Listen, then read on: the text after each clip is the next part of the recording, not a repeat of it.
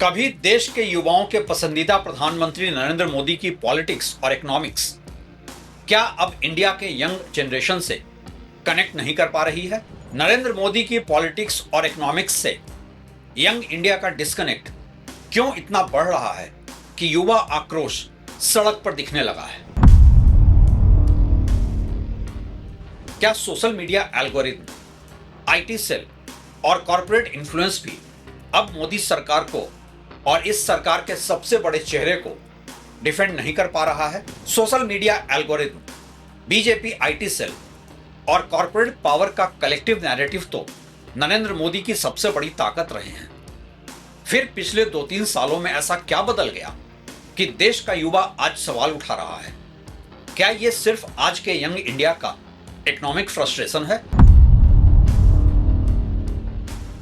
हालांकि बीच बीच में कई सेलेक्टिव सर्वे में देश को यह बताने की कोशिश तो होती रहती है कि नरेंद्र मोदी ने इंडियन यूथ का सपोर्ट नहीं खोया है, वो अब भी सबसे पॉपुलर लीडर हैं, लेकिन ये सब कॉम्प्रिहेंसिव नेशनल यूथ सर्वे नहीं होते और ऐसे दावों की हकीकत पर युवा आक्रोश लाजमी है। लोक नीति रिसर्चर्स की 2024 नेशनल इलेक्शन स्टडी पर आधारित एकेडमिक एनालिसिस का निष्कर्ष था कि 2014 और 2019 की तरह 2024 में कोई भी पार्टी यूथ कॉन्स्टिट्यूएंसी को डेसिसिवली कैप्चर नहीं कर सकी।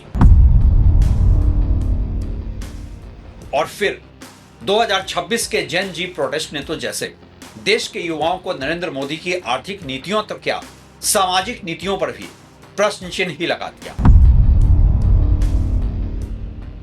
मेरी आज की कहानी सिर्फ मोदी वर्सेस यूथ की नहीं, बल्कि एक पुराने पॉलिटिकल कॉन्ट्रैक्ट के कमजोर पड़ने की भी है। उस पॉलिटिकल कॉन्ट्रैक्ट की कहानी जिसमें एक चेहरा नरेंद्र मोदी युवाओं के आर्थिक उत्थान की गारंटी बनकर खड़ा था। जब बेहतर भविष्य की गारंटी सरकार की नहीं, नरेंद्र मोदी की पर्सनल गारंटी थी, तो फिर युवा आक्रोश भी सरकार तक कैसे सीमित रह सकता था?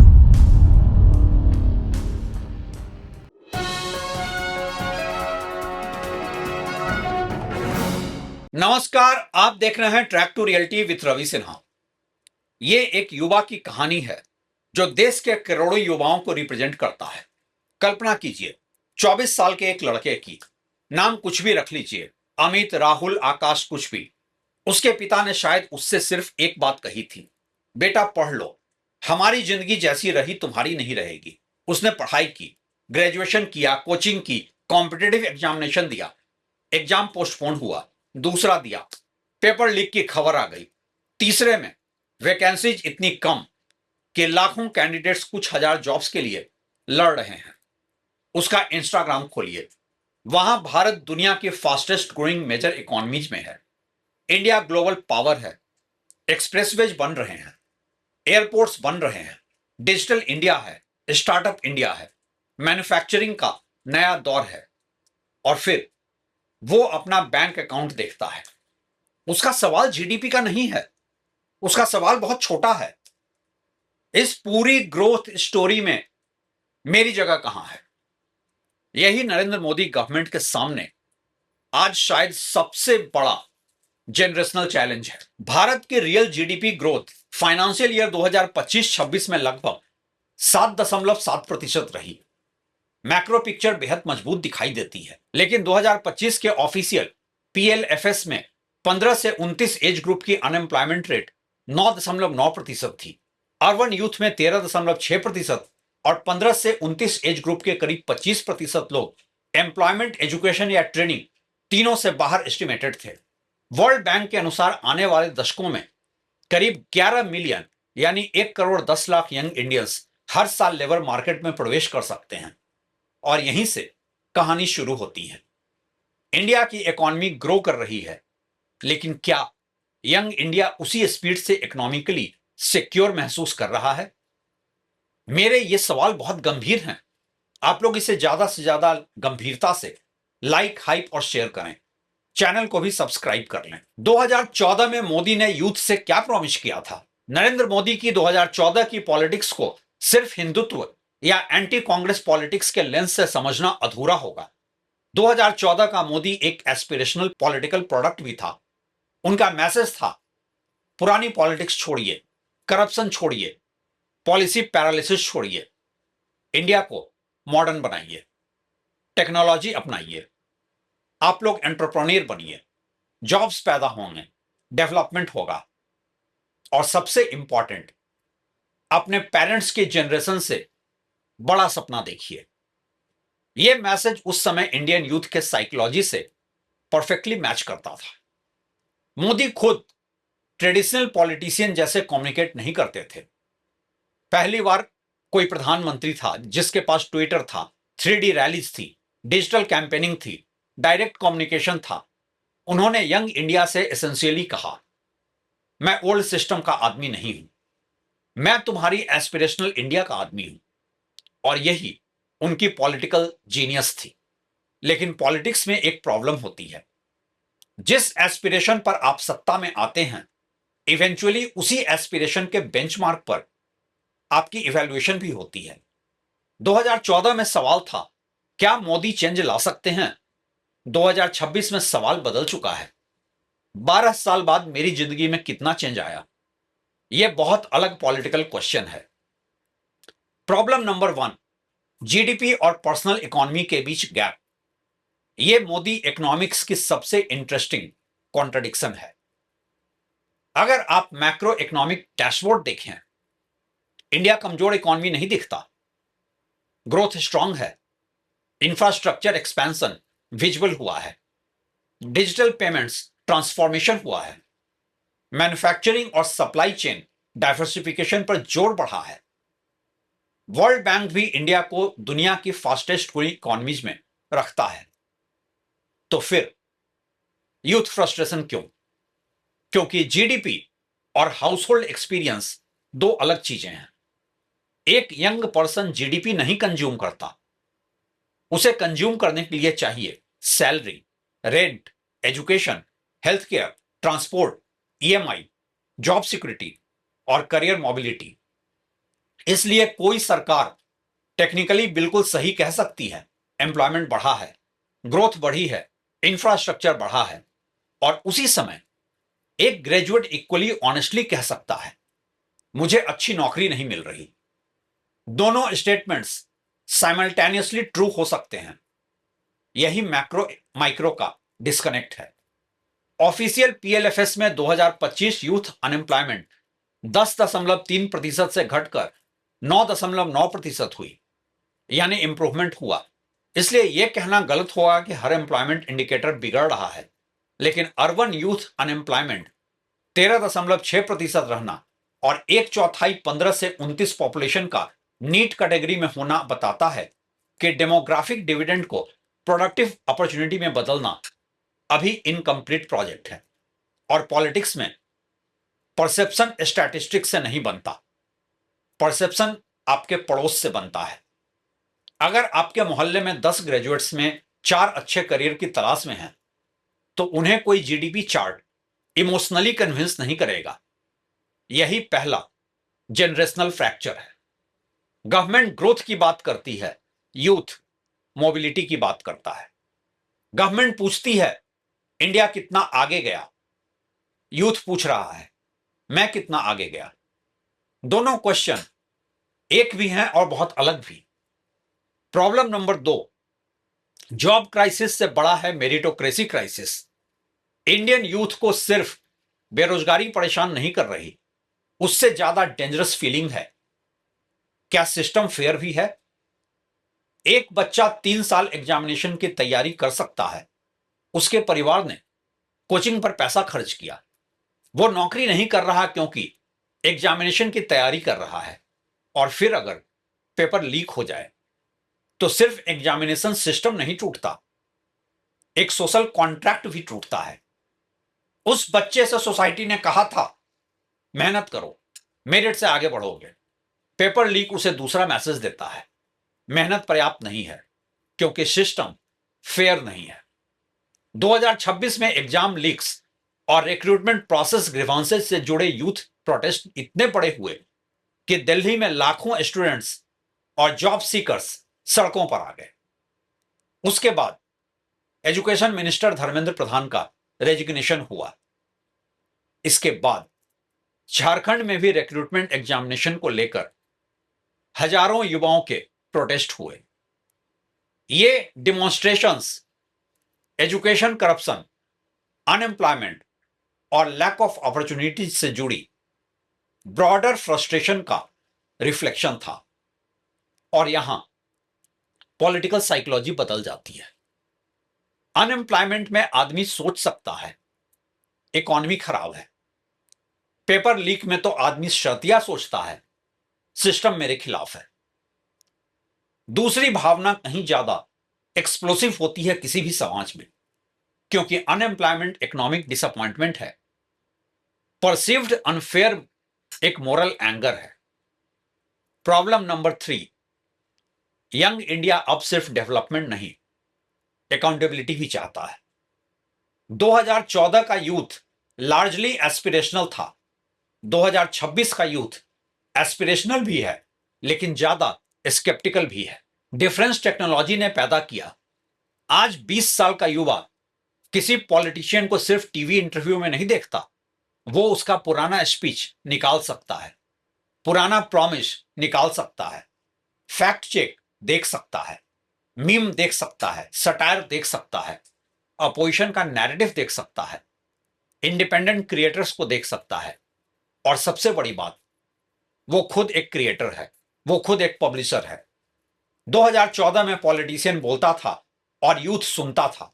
2026 में पॉलिटिशियन बोलता है और यूथ नीचे कमेंट करता है। सोर्स क्या है? यह सिर्फ कम्युनिकेशन का बदलाव नहीं है, यह ऑथोरिटी स्ट्रक्चर का बदलाव है। और इसलिए ट्रेडिशनल पॉलिटिकल कम्युनिकेशन की सबसे बड़ी असेट रेफरेंस कम होती जा रही है। आज पॉलिटिकल ऑब्जर्वर्स इसी चेंज को हाईलाइट कर रहे हैं। Instagram reels culture scripted top down political messaging की तुलना में स्पॉन्टेनिटी, ह्यूमर और परसीव्ड ऑथेंटिसिटी को रिवॉर्ड करता है। बीजेपी ने 2026 यूथ प्रोटेस्ट के बाद अपने कम्युनिकेशन में ज्यादा शॉर्ट फॉर्म, लाइटली एडिटेड और जेन जी ओरिएंटेड मटेरियल पुश करना शुरू किया। मतलब बीजेपी ने भी प्रॉब्लम पहचान ली है, लेकिन प्रॉब्लम केवल फॉर्मेट की नहीं है। रील बदलने से रियलिटी नहीं बदलती। मोदी की पॉलिटिक्स का जनरेशनल पैराडॉक्स देखिए। यहां नरेंद्र मोदी की पॉलिटिकल स्ट्रेंथ ही उनकी वल्नरेबिलिटी बन रही है। पिछले एक दशक की बीजेपी पॉलिटिक्स अनयूजुअली एक लीडर सेंट्रिक रही है। इलेक्शन जीतता है Modi, foreign policy success Modi, infrastructure Modi, welfare Modi, strong India Modi. यह ब्रांडिंग पॉलिटिकली बहुत पावरफुल रही, लेकिन लीडर सेंट्रिक पॉलिटिक्स का एक मैथमेटिकल डाउनसाइड भी है। अगर क्रेडिट जरूरत से ज्यादा सेंट्रलाइज्ड होगा तो इवेंचुअली ब्लेम भी सेंट्रलाइज्ड होगा। पहले सरकार किसी फेलियर को लोकल एडमिनिस्ट्रेशन, मिनिस्टर, ब्यूरोक्रेसी या स्टेट गवर्नमेंट के ऊपर डाल सकती थी, लेकिन अगर आपने वोटर को 10 साल समझाया है मोदी है तो मुमकिन है, तो यंग वोटर रिवर्स क्वेश्चन भी पूछ सकता है, फिर जो मुमकिन नहीं हुआ उसकी रिस्पॉन्सिबिलिटी किसकी? इसे मैं कहता हूं incumbency of attention. Modi government के पास केवल इनकम्बेंसी नहीं है, उसके पास अटेंशन इनकम्बेंसी भी है। हर अचीवमेंट मोदी से जुड़े हैं, इसलिए हर अनरिजॉल्व्ड नेशनल ग्रीवांस भी इवेंचुअली उन्हीं तक ट्रेवल करता है। क्या बीजेपी का आईटी सेल अब काम नहीं कर रहा? यहां थोड़ा मिथ तोड़ना जरूरी है। पॉलिटिकल सोशल मीडिया मशीनरी की पावरफुल इमेजिनरी नहीं है। कई एकेडमिक रिसर्च ने 2019 इलेक्शन पीरियड में प्रो बीजेपी व्हाट्सएप ग्रुप से coordinated Twitter hashtag campaigns document किए थे। रिसर्चर्स ने 600 सपोर्टिव व्हाट्सएप ग्रुप्स स्टडी किए और 75 कोऑर्डिनेटेड हैशटैग मैनिपुलेशन कैंपेन्स के एविडेंस पाए। बाद के रिसर्च ने इंडियन सोशल मीडिया इकोसिस्टम में मल्टीपल पॉलिटिकल कैंप्स द्वारा हजारों कोऑर्डिनेटेड और म्यूटेटेड मैसेजिंग कैंपेन्स आइडेंटिफाई किए। इसलिए यह फिनोमेना सिर्फ एक पार्टी तक सीमित नहीं है। इसलिए आईटी सेल्स इररिलेवेंट नहीं हुए, भले ही बीजेपी का आईटी सेल हेड बदल गया, लेकिन उनकी लिमिटेशन सामने आ रही है। आईटी सेल 3 चीजें कर सकता है। नैरेटिव एम्पलीफाई कर सकता है, हैशटैग ट्रेंड करा सकता है, अपोनेंट को डिफेंसिव बना सकता है। लेकिन आईटी सेल नौकरी क्रिएट नहीं कर सकता, पेपर लीक अंडू नहीं कर सकता, किसी की सैलरी नहीं बढ़ा सकता, रिक्रूटमेंट कंप्लीट नहीं करा सकता, एक फ्रस्ट्रेटेड ग्रेजुएट के 5 साल वापस नहीं दे सकता। यानी प्रोपेगेंडा और कम्युनिकेशन की एक इकोनॉमिक सीलिंग होती है। जब लिव्ड एक्सपीरियंस मैसेज से कॉन्फ्लिक्ट करता है तो कम्युनिकेशन की मार्जिनल इफेक्टिवनेस घटने लगती है। आप एक अनएम्प्लॉयड युवा को एक बार बता सकते हैं कि इकॉनमी बहुत शानदार है, 10 बार बता सकते हैं, लेकिन 500 एप्लीकेशन के बाद उसका एल्गोरिदम नहीं, उसका एक्सपीरियंस उसे रेडिकलाइज कर सकता है। तो क्या सोशल मीडिया इकोसिस्टम और एल्गोरिदम बीजेपी के खिलाफ हो गया है? शायद इस क्वेश्चन को दूसरी तरह पूछना चाहिए। एल्गोरिदम किसी पार्टी का लॉयल नहीं होता, एल्गोरिदम का आइडियोलॉजिकल कमिटमेंट नहीं होता, उसका कमिटमेंट मोस्टली इंगेजमेंट से होता है। और इंगेजमेंट किससे आता है? Surprise, anger, humour, conflict, relatability, novelty. 2014 में बीजेपी अपने आप में नॉवेल्टी थी, नरेंद्र मोदी का इमरजेंस एक नॉवेल्टी था। आज बीजेपी एस्टैब्लिशमेंट है। यह डिफरेंस बहुत बड़ा है। 2014 में मोदी का डिजिटल पॉलिटिक्स इंसर्जेंट कम्युनिकेशन था। 2026 में वही पार्टी सत्ता का डोमिनेंट इंस्टीट्यूशन है। इसलिए इंटरनेट का नेचुरल एंटी एस्टैब्लिशमेंट ह्यूमर कभी कभी सत्ता के खिलाफ ट्रेवल करेगा। रिसेंट यूथ प्रोटेस्ट ने ठीक यही किया। मीम्स, इररेफरेंस और शॉर्ट वीडियोस ने एक सेंट्रलाइज्ड मैसेज के मुकाबले डिसेंट्रलाइज्ड पार्टिसिपेशन पैदा किया। इस मूवमेंट ने बीजेपी को अपने जेन जी आउटरीच को बदलने पर मजबूर कर दिया। यह कोई एल्गोरिथम फेलियर नहीं है, यह ज्यादा इंटरेस्टिंग फेनोमेना है। Democratisation of propaganda. पहले प्रोफेशनल पॉलिटिकल टीम नैरेटिव बनाती थी, अब 5000 यंग क्रिएटर्स 5000 काउंटर नैरेटिव बना सकते हैं। आईटी सेल के पास कमांड स्ट्रक्चर है, जेन जी के पास स्वार्म है। कमांड स्ट्रक्चर डिसिप्लिन होता है, स्वार्म अनप्रेडिक्टेबल होता है। और कॉर्पोरेट इन्फ्लुएंस, क्या पैसा भी नैरेटिव नहीं खरीद पा रहा? पॉलिटिकल कम्युनिकेशन में मनी अब भी एनॉर्मसली इंपॉर्टेंट है। 2024 लोकसभा इलेक्शन के दौरान एडीआर के एनालिसिस के अनुसार बीजेपी ने गूगल प्लेटफॉर्म्स पर लगभग 85 करोड़ 30 लाख रुपए पॉलिटिकल एडवर्टाइजिंग में खर्च किए। नेशनल बीजेपी मेटा पेज ने करीब 19 करोड़ 40 लाख रुपए और 16 स्टेट यूनिट पेजेस ने करीब 6 करोड़ 10 लाख रुपए एडिशनल स्पेंड किया। कांग्रेस और अन्य पार्टीज ने भी सब्सटैंशियल डिजिटल एक्सपेंडिचर किया। एडीआर ने थर्ड पार्टी प्रॉक्सी स्पेंडिंग और डिजिटल ट्रांसपेरेंसी को लेकर रेगुलेटरी गैप्स भी हाईलाइट किए।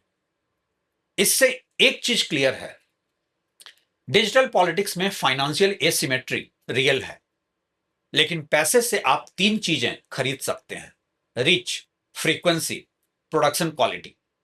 लेकिन सबसे जरूरी चीज गारंटेड नहीं खरीद सकते, और वो है क्रेडिबिलिटी। एक 5 करोड़ रुपए के कैंपेन के सामने एक 23 साल के युवा का 30 सेकंड का रॉ वीडियो वायरल हो सकता है। यही ओल्ड मीडिया और सोशल मीडिया का स्ट्रक्चरल डिफरेंस है। टेलीविजन में एयर टाइम स्कार्स था, डिजिटल वर्ल्ड में डिस्ट्रीब्यूशन प्रैक्टिकली अनलिमिटेड है।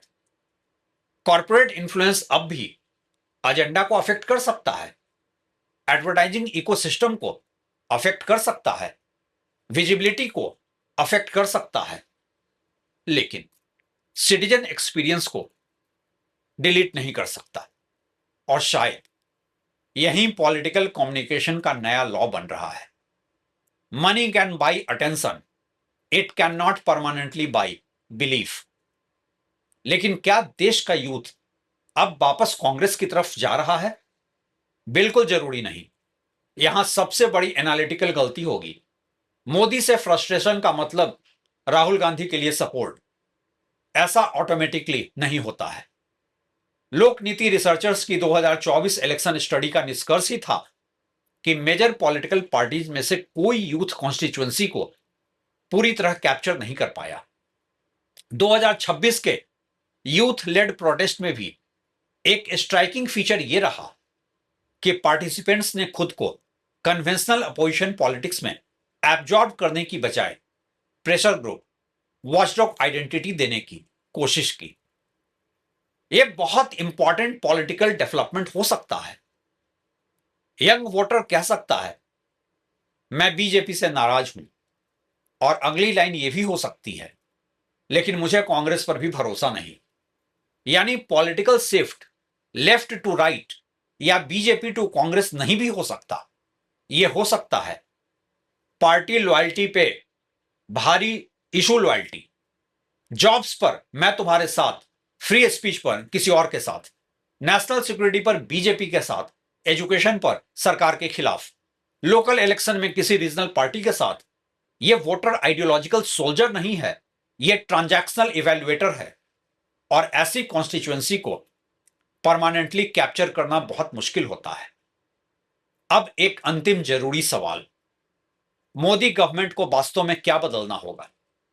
अगर बीजेपी यह मानती है कि समस्या सिर्फ कम्युनिकेशन की है तो शायद डायग्नोसिस गलत होगा।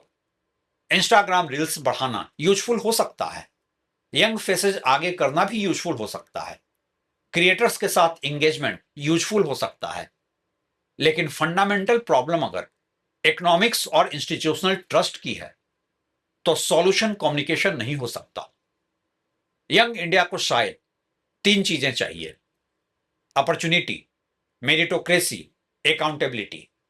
उसे ऐसी इकोनॉमी चाहिए जिसमें ग्रोथ का रास्ता उसके घर तक पहुंचे, ऐसा एग्जामिनेशन सिस्टम जिसमें 3 साल की मेहनत एक लीक्ड पीडीएफ से खत्म न हो जाए, ऐसी पॉलिटिक्स जिसमें गलती स्वीकार करना वीकनेस नहीं समझा जाए, और ऐसी गवर्नमेंट जो यूथ को ऑडियंस नहीं स्टेक होल्डर समझे।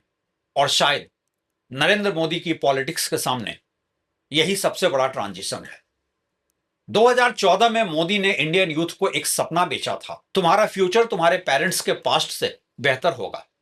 अब वही जनरेशन पूछ रही है कब?